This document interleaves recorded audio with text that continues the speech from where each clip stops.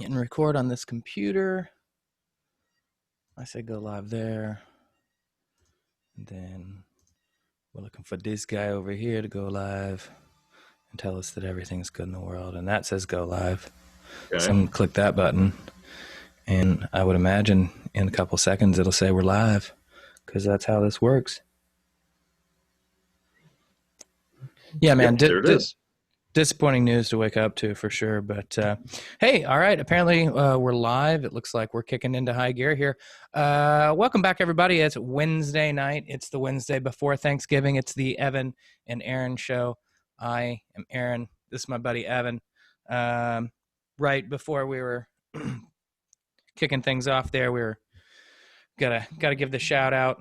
All right, got the Argentina jersey on. Woke up this morning to the news of just absolute legend Diego Maradona passing away at the age of 60, apparently from a heart attack. He had brain surgery a couple weeks ago.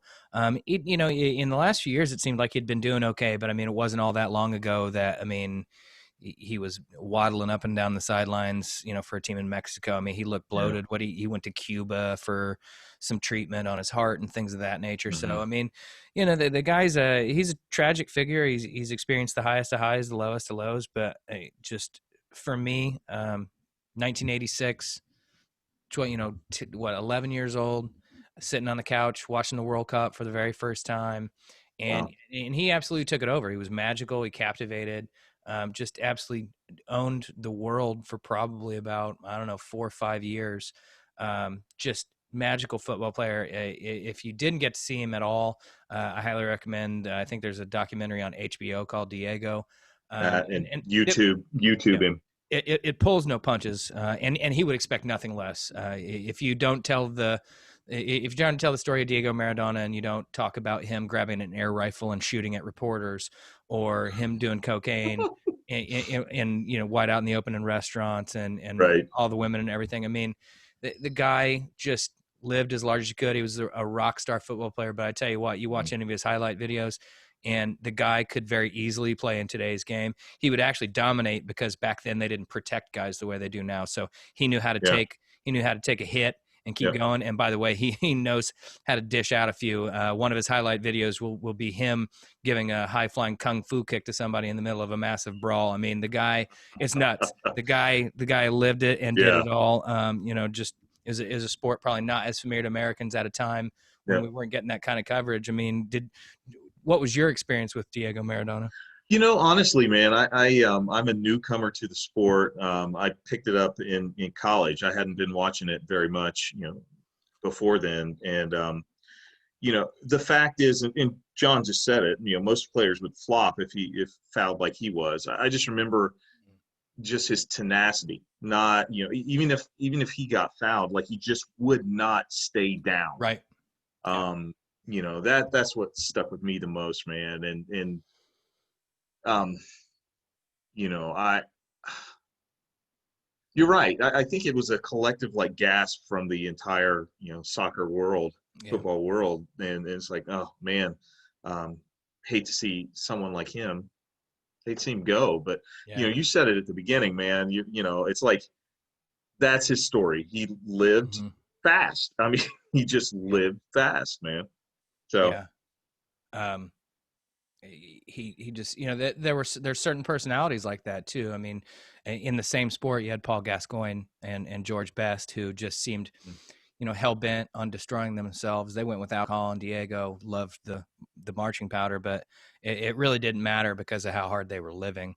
Yeah. But I mean, we've got it in just about every sport. But just think, if you don't know Diego Maradona, think everyone on the mid '90s Dallas Cowboys. That should just sum it up right there.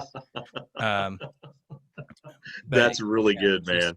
Just phenomenal. Really good. You hit it on the head, though. It was tough to be a fan of the sport when we were growing up because you just got the game in bits and pieces. I mean, I remember, I think my '86 was definitely my earliest memories of watching it, and even then, it was difficult. I'm 11 years old. It was a difficult sport for me to I was used to being very, very active and watching soccer at the time, not really understanding the full aspects of the game and the nuances. If it wasn't Maradona, I was a little bored by it. And then a few years later, 1990, TNT, I think it was TNT, carried it in its entirety, but they were still doing commercials, if you can believe it. I mean, it's been so long, we've gone so long now without having commercials in for soccer. But I mean, that's how far back it was, but you really didn't get the club matches. Sky wasn't beaming Fox, they didn't have Fox over here. So Sky wasn't beaming soccer to us. I can remember some, old Bundesliga on PBS, maybe, like the match of the week or something. Yeah. But that was really about it. And then after college, we started getting more and more options. It was a little crazy to try to keep up with it. I mean, the number of different types of like add-on third-party things that I would have to like plug in to be able to try to get a game and make sure I've got it like pointed and a window open so there's a clear view to the signal and stuff. But when you loved it, the people now who get up and watch Formula One and things like that, it's very similar. It wasn't just like it is now, like 12 hours a day of NFL. I can just leave it on Fox or CBS, and I fall asleep on the couch. I will wake up to another football game, and I mean, aside from Peacock completely destroying the enjoyment of soccer, I haven't watched anything on Peacock yet, man. What's going on with that? Well, initially it was frustrating because they didn't really have any deals in place with anybody. So it was like, great, we're going to stream the games, but if you couldn't get the app and it didn't work, so then there was they made a deal with Roku. They still don't have a deal with Fire Stick, but there's a way to like side load things onto Fire Stick. But like I can't get it through my Samsung Smart TV yet. Gotcha. And it's limited. It's a streaming service. I mean, it's like today watching CBS All Access on the Champions League. I mean, I'm glad to be able to watch it, but you can't rewind. I can't just record it and come back to it anytime I want to. I'm kind of at the mercy, and it's like, look, I'm paying you money and you're giving me more limitations than I had previously. You're not making this a better experience. And the fact that you're like, okay, I'm going to watch one game on NBC SN and then I can switch over to channel 13, local NBC. That's not that big of a deal, but now I got to switch to Peacocks. Now I got to get out entirely of whatever I'm watching this through, utilize an entirely different third-party service.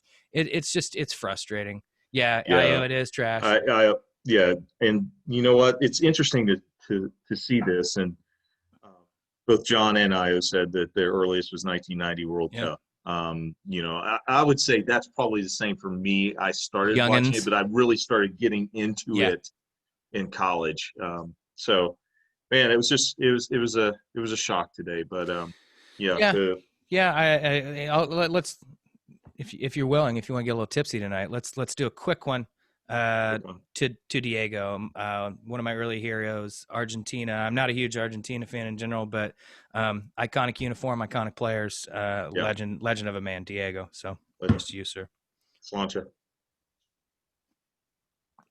Oh, as a slight segue, it is easier to watch the Champions League today.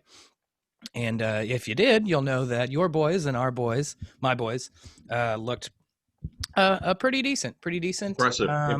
You guys are looking 4-1. Yeah, you were 4-1. Yeah, and honestly, I feel like it could have been more because the score was 3-0 at halftime, and they were absolutely just dominating play. Look, this game in a nutshell is what frustrates Manchester United fans right now, because for the first 45 minutes, he clearly set out an attacking side, said go after them, express yourselves. You're at Old Trafford.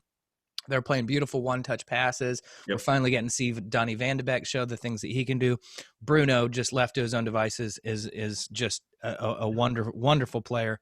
And then comes the second half where they play much more hesitant. And that was happening before he introduced the substitute. So, it's exciting to be a Man U fan. It's a little frustrating to be a Man U fan. But when the players are playing that well, you think we could beat just about anybody. Now, the difference, switch over to your team, you guys are just achieving such consistent levels of play right now. It's really, really impressive. And while, it could be said that, you got maybe a little lucky yesterday, your team is built. Your team is built that way, though. It's very impressive to watch them play. Again, you're a work in progress too. You're doing a little bit better than we are, but you also know how easy it is to just have a quick backslide, 3-4 games not go your way. So Oh man. I think you've got like 10 or 12 in a row now, and several hundred minutes of a clean sheet, I believe too. So Well, and enjoy it. here's the thing I love about it is the fact that we have we now have guys that are able to score, you know, from multiple places on the field. Yeah. I mean, it's really cool to be able to see that. I I'm a huge Mason Mount fan. I love Mount. Really He's enjoy him. just an incredible player. And Reece James is impressing me. James is good. I've never been down on Giroud. I've never been down on the guy. I'm like, you know what? He's trash at times. I get it, but the guy can come through, and he showed why he was, why we paid the money for him to bring him. Well, and I think he demonstrates the quality of a player that, you want everybody to be a superstar. You want everybody to be able to play at this 100% of their abilities. And that's just, it's not realistic, especially in a sport like soccer where the game is so fluid and, Sure. and the situations that you encounter can be similar, but different and all these things. And I think if you're trying to expect Olivier Giroud to, be your main striker, lead the line, and score 25 goals a year in the Premier League, probably not going to be that guy. But in his own way, he reminds me of a guy like Ole Gunnar Solskjaer. Look, man, you're going to come off the bench and get 20 minutes. You're going to start in some cup competitions. But guess what? You're still going to bag a shit ton of goals, and they're going to be important goals. Mm-hmm. And he seems to have a knack for that. So, and look, I believe he is either just surpassed or is just about to surpass Thierry Henry as France's all-time leading scorer. So that says something in itself. Like, exactly. Is he going to be remembered as an Alan Shearer or as a, Del Piero, some of the great goal scorers in the game? No, probably not. But if you're an Arsenal or a Chelsea fan, you're going to look back fondly on his career. If you're a France fan, you're going to look back fondly on his career. And if you're a fan of the game right now, you'd think, man, I might take that dude as my 13th guy. And Ao has a point. Werner is just, I mean, he's overrated. Good, and I agree. He's a great player. He just can't finish. And once again, Mount's the guy. And so I think the way we're playing right now, we're not playing selfish football. No. We're really passing well. Frank's got the guys, I think, believing the fact that they're a team. Ole has the same thing. I mean, I think that, I just really think that the two teams that nobody wants to play right now is Chelsea and Manchester United. I don't think anybody wants to play us when we are playing the way we're playing now. We've still got some issues because, I mean, again, as well as we played yesterday against Istanbul, we played poorly against West Brom. And actually, I wouldn't say we played poorly against West Brom, but I think yesterday demonstrated something, and I'm not going to take credit for this. Paul Scholes and Rio Ferdinand were talking about it the other day. Playing against a team like West Brom at Old Trafford, where you're going to have 65, 70% possession, where they're going to play on the counterattack, you don't need two holding midfielders. And now I know he maybe did it because it was right after the international break, so he wanted to protect things. And I know that against better teams, you don't want to expose Maguire and Lindelof because they are not the best one-on-one to defenders. They're good at attacking space, reading a play, and cutting the pass out and going forward with the ball. They're not especially great. I do not want to see Raheem Sterling one-on-one with either of those guys. That's just not the matchup you want. That's kind of what I'm getting at. It's consistency. But against a team like West Brom, I think we should have played the way we did against Istanbul.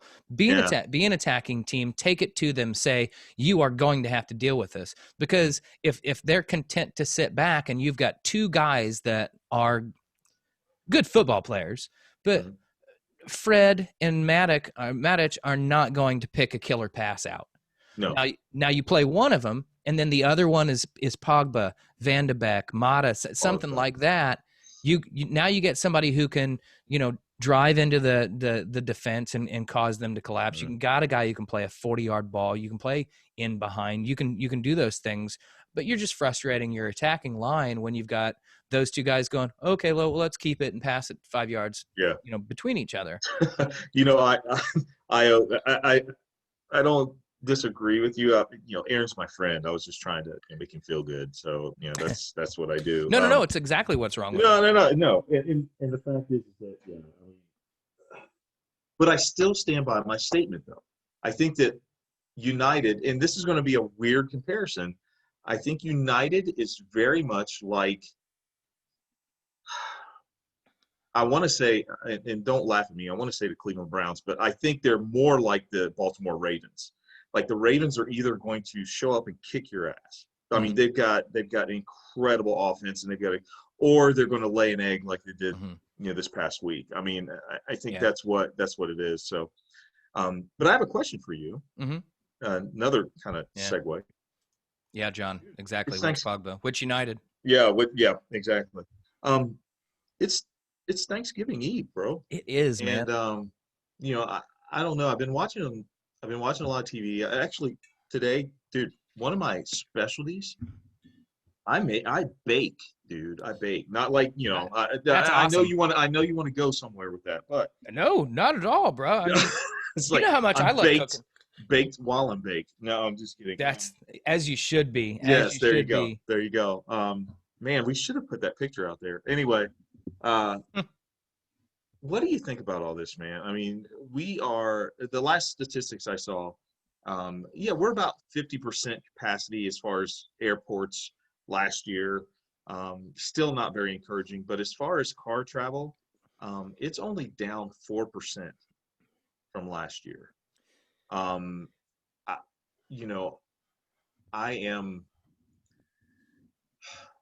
am worried, dude, that there will be so many people going to holiday celebrations and, pretty much just putting it all on the line for Thanksgiving, and Christmas, because Christmas is going to come, and they're going to, there's no way, because there's going to be so many people who are infected. I don't know, man. I don't know. How are you feeling about all this? I'm torn. I'm definitely torn. It's disheartening to see. I think the long distance travel and the people driving is what I find frustrating. Now, again, full disclosure, I am getting together with my family tomorrow. My side of the family. I've seen my family in the last 2 weeks, and because of knowing that we were going to do this as well, we all said, all right, we're going to minimize going out, going to restaurants, things like that. Try to minimize that stuff. My family's been pretty good about wearing a mask. Yep. So, there are probably, it's probably not the safest thing. The safest thing would have been to not, but we have seen each other recently. So it's a decision we're making. I think getting on planes, and adding so many more things to your journey, getting in a tube where you're breathing recycled air. Exactly. Is problematic. I'm trying not to be terribly judgmental, because there's an argument to be made of, hey, I don't get to see my family that often. This might actually be the last time I see them. And that's legit. I would hate it to be the last time you see somebody because you got them sick or they got sick, and that would be terrible. Yeah. And the inevitable truth is there are people who will probably not see Christmas for one reason or another because they got together at Thanksgiving.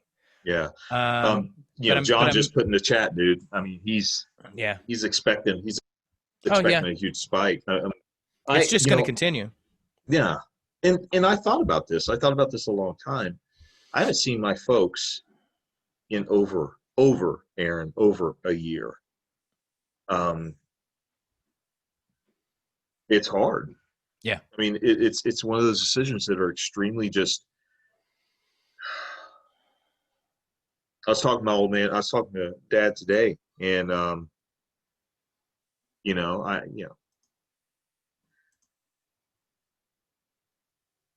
it's hard not to get emotional about stuff. Yeah. I miss him. I miss him a lot, and there's so many people having to make some really hard decisions. And I guess the thing is that I never want to come across, and I know you don't either. Nobody really does want to come across as judgy or anything like that. You make your own decisions and stuff like that. But I think the big thing for me, I want people to understand that you're not alone. You're not alone in whatever decision you make. If you make the decision to, like you said, travel a huge distance and go see family and stuff like that, I hope you're safe. But if you make the decision to say no, I can't do it. I mean, to hear the disappointment in their voices is crushing. But I have the luxury of two parents who understand the situation. And this is their 50th wedding anniversary, man. Oh, wow. So, congratulations. Kudos. Mom and Pop Casey. Bill and Carolyn, 50th wedding. And they called it off. They called it off, harsh, man. And I told them, I said, you know what, we're gonna celebrate like hell next year, and we're just gonna tear that little town up. It's gonna be great. But guys, listen, for me, it's just an acknowledgement of saying, yeah, I understand. We understand. Yep. We do. So. And this is one of those things where, you have to know people are going to make a variety of decisions.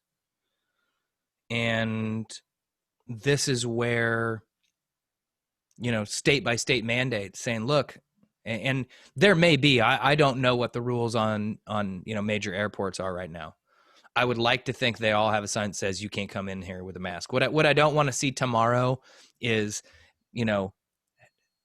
scores of people getting arrested and viral YouTube videos of people being assholes in line at the airport. Right. Like, look, if you're going to make this decision, that's fine. You all get to make the decision. What you don't get to do is compound that by being an asshole and endangering other people. And I'd like to think that, there's going to be heightened airport security, heightened police presence to be like, look, we don't want to be walking around smacking people on the hand for not wearing a mask, but don't be a fucking idiot, Yeah, and exactly. This, again, I mean, we've talked about it hundreds of times. It's just mind blowing that, people think this is, a bridge too far. Like it's a sacrifice. Like it's somehow an intrusion. We rationed gas and food during World War II. I talked to a British person and asked them the shit that they were doing because they had to turn out all their lights at night so they didn't get fucking bombed by the Germans. Exactly. Can you imagine if they're like, you know what? I'm sorry, I got to read tonight. Yeah, they got to keep the telly on. Really, I got to keep. Well, not at that time, but I can keep the radio on. Yeah, it's really, really, really important that I finish this crossword puzzle tonight, guys. So I'm just going to keep this big ass fucking light on in the middle of our neighborhood. Cool? Yeah. Cool? Yeah, fuck you guys. So, that's what I don't want to see. But I hope people can be safe, and in some respects, I kind of hope it's a harsh winter. I know that sounds kind of weird. But no, I get it. If it's shitty outside, if it's fucking, it's like 20 degrees and black ice and all sorts of shit. You're like, you know what? I didn't need to go anywhere anyway. No, I'm good. Drizzly's going to start charging $100 for a bottle of vodka, and that's going to be fine. That's going to be fine. Do you know Drizzly will not deliver to my apartment complex? I'm like, what? Do you realize how much money you are giving up? Right now, you have a Big Red Liquors right up the street from you, right? Well, I got CVS, dude. CVS. Big Red delivers. Wait, what? I'm pretty sure Big Red delivers. The reason why Drizzly won't do it is because they're already losing money in the deal. So I'm pretty sure Big Red delivers. Oh my god! Okay, they definitely have an app that you can just order and they'll bring it out to your car, because that's what I was doing earlier in the summer. Okay, so and that was saving me at least 20% over Drizzly. I was going to literally, I was going to get you a Christmas present, but now I'm getting you like 2 Christmas presents, dude. Seriously, man. Big Red Liquors has an app. Download it. Okay. Awesome. Yeah. Man, I almost feel like I want to go ahead and do the Hey Aaron segment. You want to get that out of the way? You want to do that? It's a short one. I tell you what, I want to do halftime. Let's do halftime. Oh, okay. Yep. we'll do halftime, and I think halftime is a good place to give thanks. I'm ready. So You go, dude. so first, it's been a tough year for everybody, and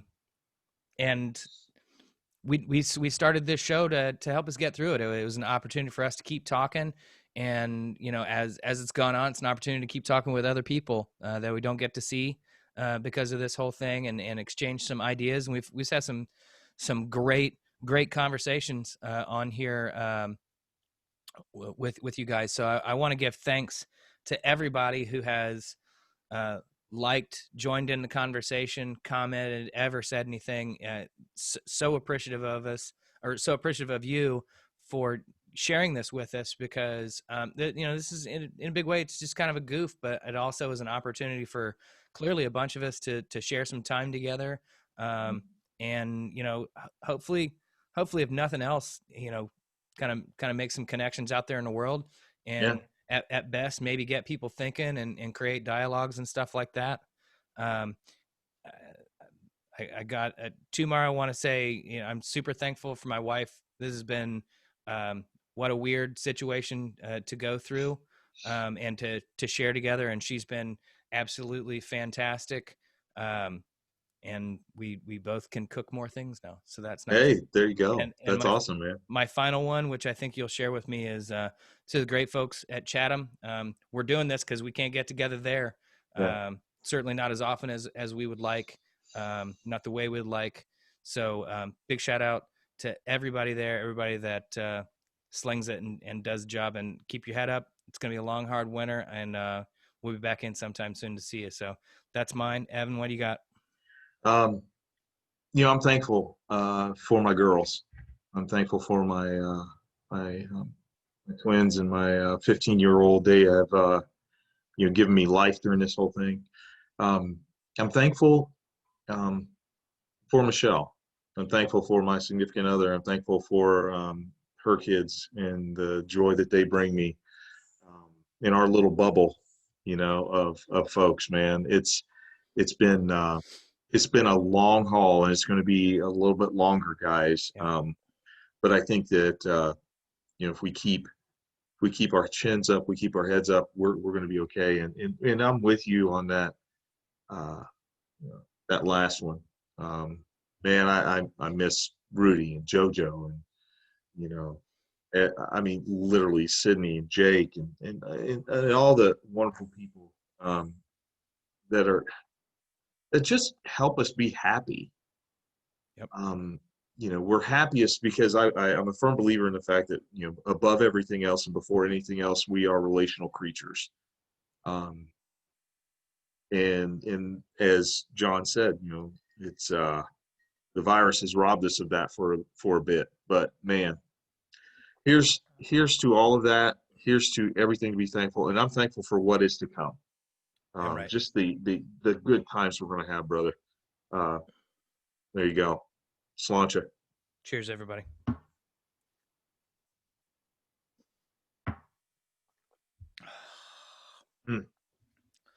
I switched to Fireball. Ooh, I switched to Jaeger. Oh, wow. Okay. I got you, John. I saw, I can't remember, Purdue's got a preseason. Oh, wow. Okay. All Big Ten. Can't remember. I think it's the big guy inside. I just can't remember his name. Ooh. I think it is. Not this Eddie. new dude. Yeah. Eddie? Well, not this new dude. It's a guy that we've heard of. I just can't remember his name. Okay. And then IU's coming up here at 8, playing Tennessee Tech or some shit like that. So yeah, Ohio State basketball. They're it's had its moments. I was gonna say it's had its moments. Yeah. They're hit and miss. But dude, the Hey Aaron segment. I had to think about this one, and you know what? I just said it's Thanksgiving. I'm going to read the ingredients, and you will have to guess what I am reading. You have to guess the finished product of these ingredients, my friend. These are all Thanksgiving things, and I only have 3 of them. Okay, I've only got 3 of them. All right. But it should be good. Okay. First one. kosher salt, 1/2 to 1 stick of unsalted butter at room temperature, 1 cup of whole milk, freshly ground pepper, 2 pounds medium russet potatoes. That better be some hearty mashed. Oh my God, dude. Oh my God. I love me So some mashed. It's my I favorite. know you. I threw it in there because I know you do, man. I know you do. It's like, why not fill up an Olympic-sized swimming pool Oh, I with some seriously mash? all day. And the best is you can go so many ways with potatoes. You can just absolutely go nuts with it. But Right? even just mashed potatoes, you go. I made um what I made bechamel sauce to fold into it a few years back, and Mm, that one really nice. It's a nice subtle cheese. Get some nutmeg going on. okay. Now I am going to read the next one. I'm going to make it a little bit harder. I'm not going to tell you the main ingredient. Okay, my friend. Okay. So here we go. All right. 1/2 stick unsalted butter, Mhm.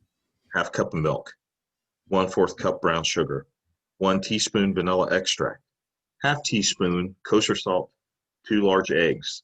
That's the filling minus the main event. Okay. The topping, 1/2 cup all-purpose flour, 1/2 cup brown sugar, 1/2 a stick of butter, 1/4 teaspoon of salt, 3/4 cup chopped pecans, and the coup de grace, small mini marshmallows to taste.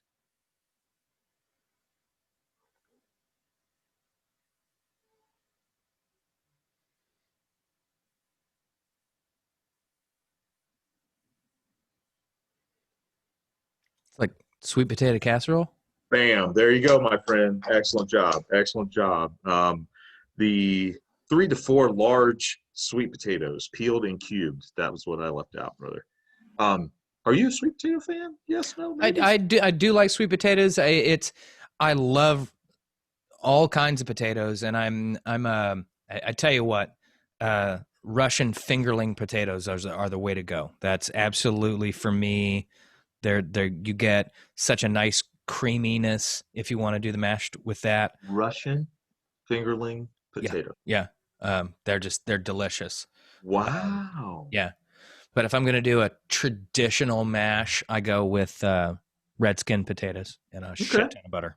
Okay. Okay. Excellent. Excellent. But yeah, I mean, Um, I do like a sweet potato. I'm never mad about it. okay. Okay. This is like a component. So let's see if you can figure this out. A component of a dish. Okay.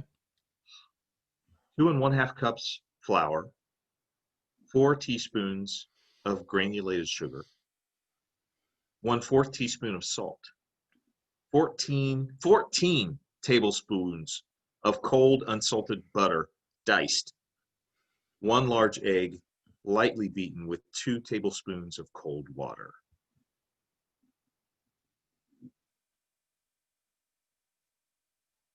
I just did this today. That's a hint. Did you make your own crust? Yes, I did. God, man. Oh, jeez. Like, I got my arthritis, as Oh, Fred Sanford would say, got the arthritis. Like, okay, so think about that, dude. I just did the this. I did this with no food processor to yeah, like pulse it and to get the. yeah. So I did this. Oh, oh. So I hope it's good. Now you know why. Now you know why when you look at chefs, every time you see a chef on a major show, Mm. dudes have the massive like Popeye forearms, and that's why they got all these tattoos on them. They're like, I worked hard to fucking to Got get to these stand. massive forearms, and I'm gonna Yeah, put an anchor on this bitch, or more there you go. likely Stand some up sort of blender. like There you go. they're chefs, so normally it's like a Marvel comic or some shit. Man, what is your and that's it. But I do have a follow up question for the Hey Aaron segment. So your favorite dish whenever it comes to Thanksgiving, and what kind of memories do you have with that dish, brother? I like I said, mashed potatoes, mashed potatoes, mashed potatoes. Mm. Tons. Some of the great ones. my mom, so we always did. My mom's side of the family is much larger than my dad's side of the family, and we tended to do, you know how you do your one side of the family, the other side of the family. Sometimes you mingle them, but some, it just depends on how you doing. We do my mom's side of the family, much larger family, and my grandmother, she could cook. My Man. grandmother, from Martinsville, so grain of salt there, but Right. um, there was always a mason jar of lard on the back of the stove, ready to kick off frying up some bacon, ready to get some greens going. They had greens, Yes, sir. lard, tomatoes, all sorts of stuff. And then when my grandparents passed away, we switched to going to my aunt's. My aunt would host because her husband also, the side of the family is pretty large, and both my grandmother and my aunt can cook like you wouldn't believe. And you know how down home cooking is, man. There's no Oh such man. thing as too much butter. That I honestly, you can see how Southerners are descendants of the French, because both of them are like, more butter, What fucking about it? a, Sure, yes. yeah, yeah. It should. Oh, We more just call it butter, roux. More yeah. for the roux. Oh, More for the roux. a little bit more butter, a little bit more Yes. flour, probably Yeah. a little bit more wine to go with Oh it. yeah, Yeah, And while yeah. you're drinking, just pour some in. Why not? Mashed potatoes and a kitchen full of laughing people and far too much cigarette smoke is a dominating memory of my childhood. Hey, you got to take good with bad. That's what it was. Is a whole bunch Uh, of my family sitting around just absolutely monkey fucking cigarettes, one right yeah, after another, all afternoon long. But I tell you, that's the best, there man. was joy and love going on in that kitchen too. Yes. Yep. So, Yeah. yes, John, fat equals flavor. Fat equals Absolutely. flavor. What's Yeah. yours? What's yours, buddy? I gotta ask. Oh my What's your God, man. go-to? If you can just scarf it up, what's your go-to, Yeah. and what's your Yeah. why's your childhood better because of? Oh, I'm just saying it made my life better. The essence, the soul that my grandmother put into her greens, dude. Oh, right on. Collard greens. Good God, this woman. She she would take this green leafy POS vegetable that, if you ate by itself is like nah, and she would turn it into heaven. Mm. And I remember us just sitting there, just destroying this, and then going into the living room. So my grandparents on my dad's side raised 6 kids in a one, two bedroom house. Yeah. And so we would go to that 2 bedroom house, and we would, as kids, we would sit on the stairs going upstairs. We would sit there and listen to all the adults tell stories and laugh at each other. It was great. It was like listening to someone play the dozens. And for those of you who don't know what the dozens are, it's just sitting there, just cracking on each other and just Oh yeah. laughing and having a ball doing it. And I just remember sitting on the steps, man, and just eating that up and just Mm. loving the fact that I get to learn more about my uncles and my aunts and Oh my yeah. grandma and grandpa that way, and they would tell stories about each other, dude. Oh God. John says a buffet of all kinds of Oh, stuffing. man. Three kind. Oh, You know what? I never I was not a I was a picky eater. I was a hmm. super picky eater when I was a kid, Okay. and stuff like that. Some of those things is just like, look, I Not your want thing, huh? I want some turkey, I want some mashed potatoes, Okay. and some corn. Like mac and cheese, no. Gravy. Gravy. I'm a butter guy. I don't dislike gravy, Oh, but I'm a okay. butter guy. Okay. Okay. Just No, more butter, just more butter. But yeah, now I've discovered, like, my favorite thing is get get a plate full, Mhm. but you take your mashed potatoes, and then you make a little volcano hole in the middle, and you fill that volcano hole full of corn, and then you pour your gravy Oh, or your butter over that. okay. And then if you Time out. want, you can take your turkey and sit it on top of the corn, and then put your gravy on top of it, because it's all going to the same place. Might as well You eat just it made a together. Manhattan. Yeah, You just made that's a exactly made an what it open is. face. Yep. That's it. It's Yep. beautiful. That's a beautiful thing, brother. That's Oh yeah. awesome, See, man. this is one of the sad things. I was such a picky eater as a kid that apparently for years, what I was missing out on is my mom makes the bomb ass mac and cheese. but I didn't know that because I was like, that just sounds disgusting. I don't want that. But she's got the perfect, like, she cooks the macaroni and then big old chunks of like cheddar cheese in there, and then she cooks it and then gets the edges nice and burnt. So you get Yeah. that crunchy. You get that crunchy. Oh. And I didn't know this. Now I'm like, Mom, you gotta make some mac and cheese. You gotta make enough so I can bring it home because I don't eat this on a regular basis. It's actually not typical mac and cheese. It's not like what you No, some places, no. but it's Mom's mac and cheese. And I'm like, That's the only way. how'd I miss out on this shit? You were almost there. I know. Kinds of Oh, carbs. you know what? Yeah, I skipped it. What made me go down this rabbit hole in the first place was I didn't eat stuffing a whole bunch. So one time I was like, I got into stuffing. I'm like, oh, this is awesome. And then somebody was like, here's the other stuffing. And I'm like, what'd you call it? And they're like, it's oyster stuffing. And I'm like, you mean there's like oysters? And they're like, yeah. You know what? My first thought too, because I'd only ever had Apalachicola oysters in my life, and that was basically a deep fried ball of snot as far as I was concerned. But oyster stuffing, like Awesome. I don't know if I was just in the mood, like, this stuffing's fucking good, and I'm just grazing down the line, and the next thing that got in my mouth was like, yeah, I guess that tastes good too. But I was fine with dude. Okay, so the big question of the night for those who are watching and for you, is it stuffing or is it dressing? Oh, that's regional. Is it Coke or pop?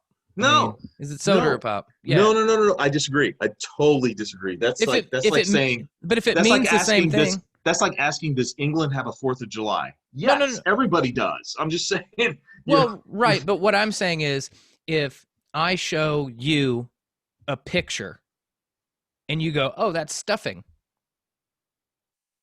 And then I show somebody from, I'm going to guess, the Northeast. I don't know where it is, but I'm going to guess that's probably where it is. Somebody can correct me, but I'm guessing it's probably the Northeast. And they're like, no, that's dressing.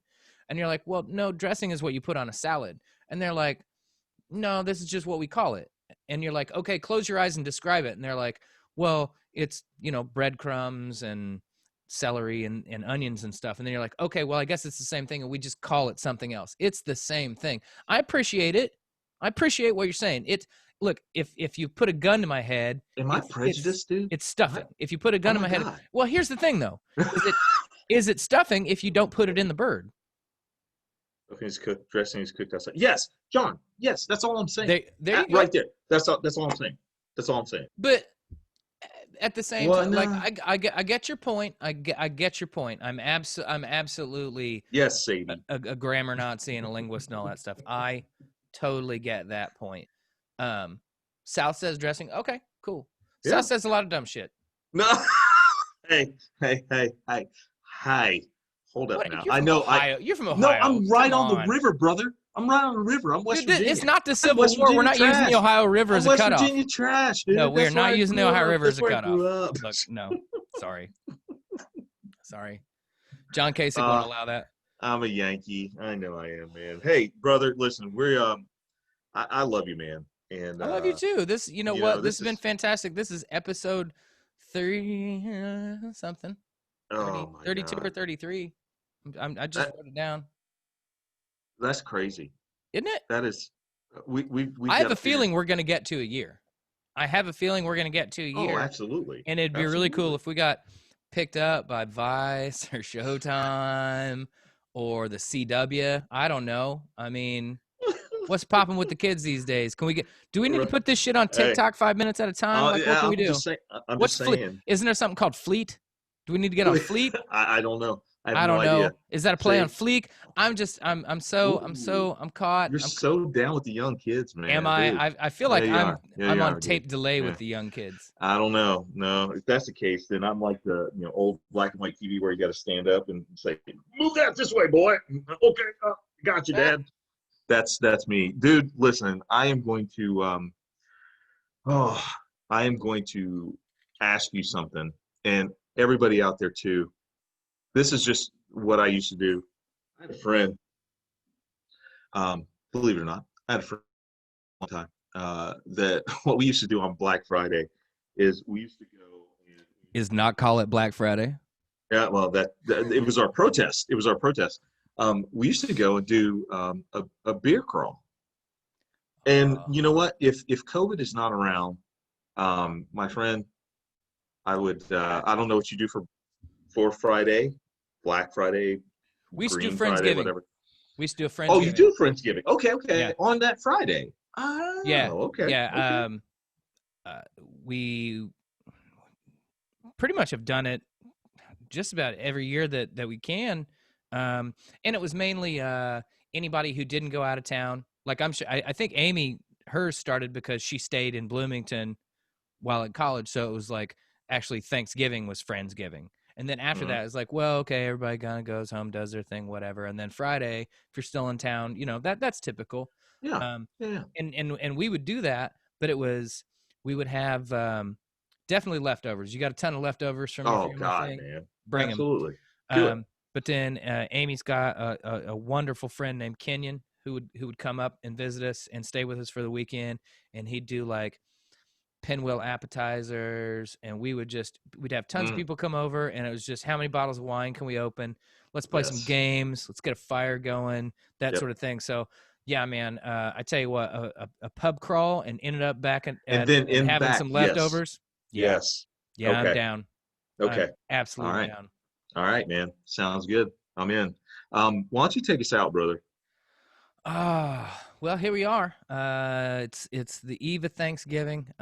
It's craziness in the world. I will say, since we last met, it's nice that GSA Emily decided it was okay for us to move ahead with the transition, Yay. even though Trumpty Dumpty says he's still going to fight it and all this stuff. I mean, just how sad, how sad, really. Hmm. If Hmm. you're still following this, how sad. Y'all used to say you believed in some greater thing and not a person, and now you're all just following a person. It's the very Yeah. definition of a cult. It's Yep. sad. It's sad. You lost, and you know what? It sucks. 2016, we lost and sucked. It tasted like a big shit sandwich, and I'm not a Yeah. huge fan of it at all. But guess what? We got through it. We did make it through, and here we are. The democracy stands, and we'll move forward. So that's something to be thankful for. We did make it through this, and we will continue on. If you're seeing family tomorrow, uh, put a mask on, but hold them tight, squeeze them, say you Hmm. love them.